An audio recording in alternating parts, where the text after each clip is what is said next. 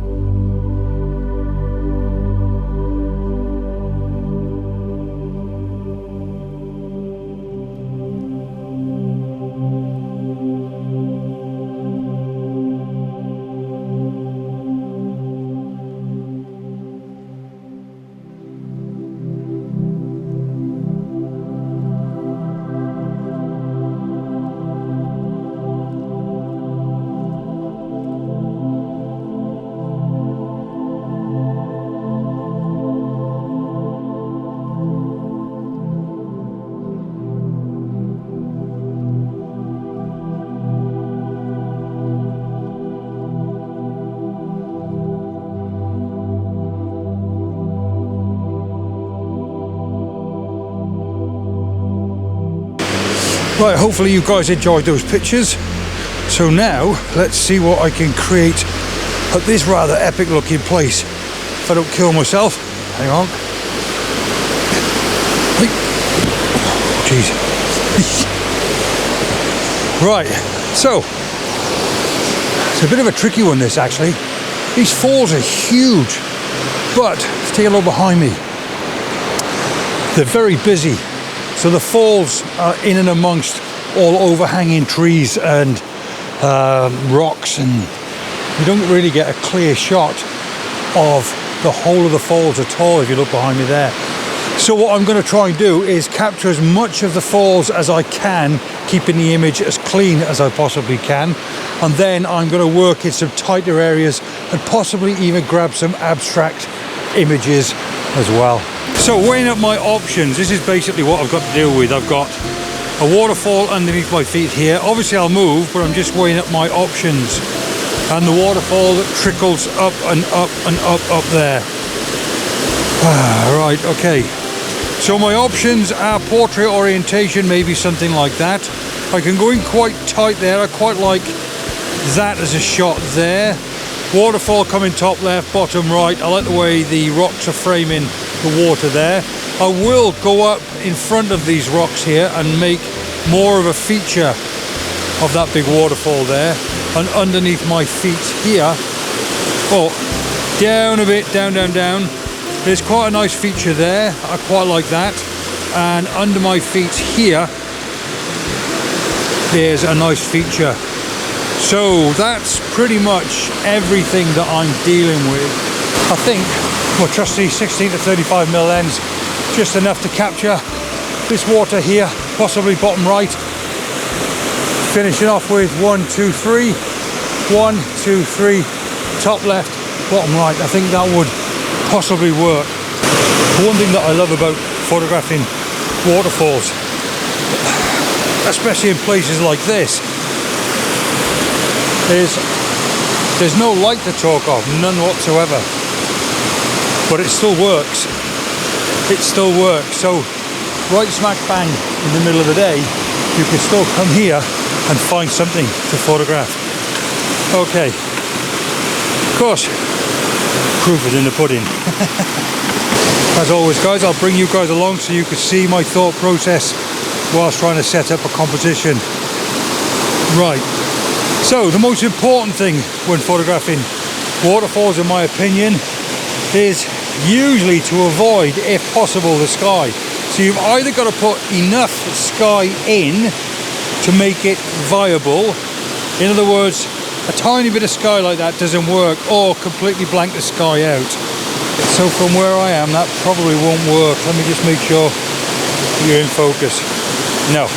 So there's no structure to that picture whatsoever. So my thought process was this waterfall here, top left, coming down, following the route down until we get to this bottom right. So top left, top right. But of course, that just looks so busy. And also, now I've gone wide, I've lost that. It pales into insignificance. So I'm probably better off looking to avoid that, maybe. So here's a challenge. Let's go back to landscape orientation. Just have a quick look. I like that as a shot. Water coming in from the top left here, traveling through out here. I'll put my 6-stop filter on and let's see how much I can slow that shutter speed down. My target figure is roughly half a second to maybe 1.5 seconds. All right, let's set my camera into camera mode and then let's crack on. Shot number 1, ISO 50, f11. I can manage a second exposure. I'm not keen. What I'll do is I'll take a picture and I'll talk you through the bits I like and the bits I don't like, and I'll show you each picture as I take them.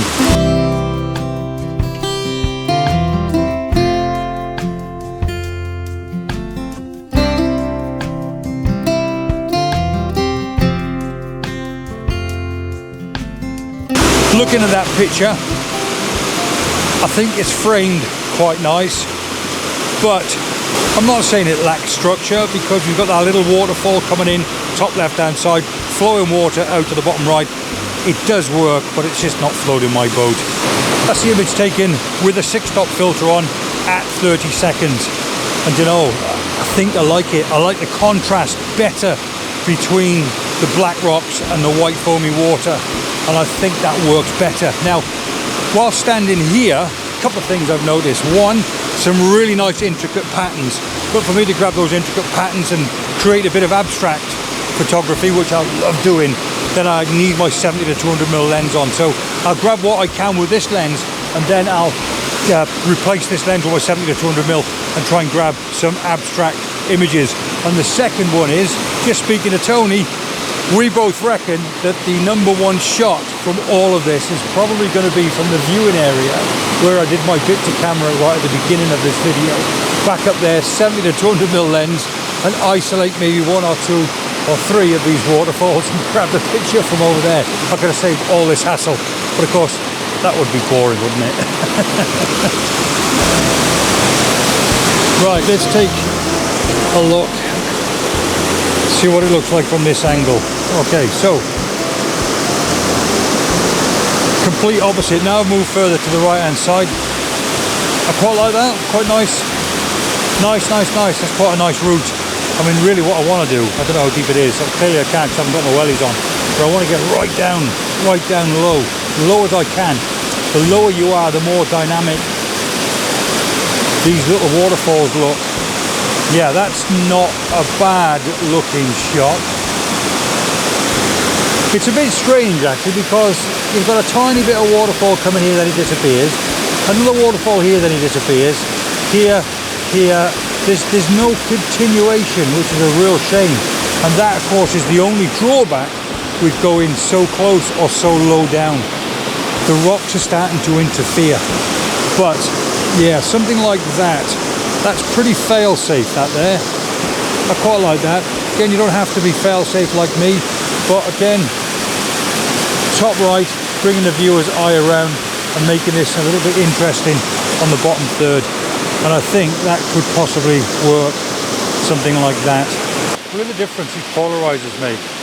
The difference there. The contrast is fantastic. It's really wishy-washy. Just turn that polarizer, bring it into play. What a massive difference. No polarizer with a polarizer.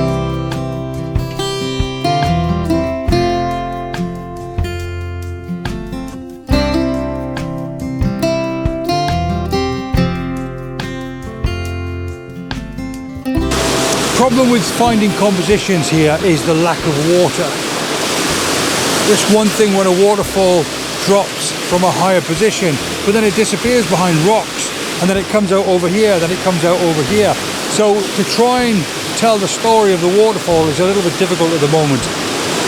So I would definitely say, if you're going to come here after a solid downpour of water. I've still yet to venture further up. There's a really nice part of a waterfall up there that I want to go and try and make a composition of. So I'm looking forward to that. But yeah, you know, if you're going to come here, think about two things. One, come here after a good dump of water, and the second one is come here possibly wearing wellies. I think I would prefer to wear wellies because it opens up a whole new avenue of compositional ideas or positions. At the moment, I'm really restricted with where I can stand on these dry rocks. But wellies, wet rocks, recipe for disaster. So work that out for yourself. Right, long lens on. I'm trying to take a couple of abstract shots, some tighter shots. I quite like doing that at waterfalls. Again, I'll bring you guys along just to give you an idea of what I'm looking at. I love doing this because you can play around and just create stuff. Just look for patterns and, you know, water cascading with a long shutter speed behind those rocks that create a nice frame. That's interesting. Come up here where I originally was. Something like that's really nice. So now we've got water coming in from here, here and here, and that is interesting. Yeah, something like that. Playing around with various shutter speeds, and that would work. I like shooting abstract. Abstract is great, especially if you want to create like a triptych to place three together. That very often works for me.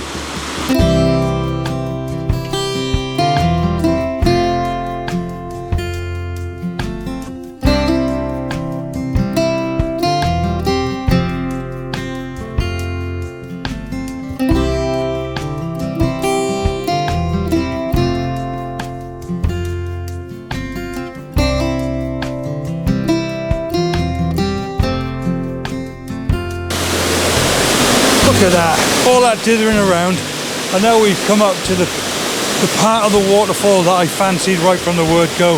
That's incredible. That in itself is going to make for a very nice shot, I believe. Love, love, love this shot. Really straightforward, 3x2 dimensions, with my polarizer, with the making the rocks black against the contrasting white bubbly water. It just looks awesome. I'll try it at various shutter speed, but my go-to shutter speed in this instance is a 1/6 of a second or a 1/2 a second there or thereabouts. But while I'm here, I like to have a bit of a play as well. I'll finish this video with this picture. Do me a favour, again, let me know in the comments whether you like it or not. And don't forget, leave a comment as well with regards to the pictures I took this morning at Catbells. And as always, do me a favour, help support the channel. Give it a thumbs up and subscribe if you're new here. I've got 1 or 2 half-decent videos on my back catalogue you might want to check out. Till the next time, guys. Cheers. Say tra, Tony.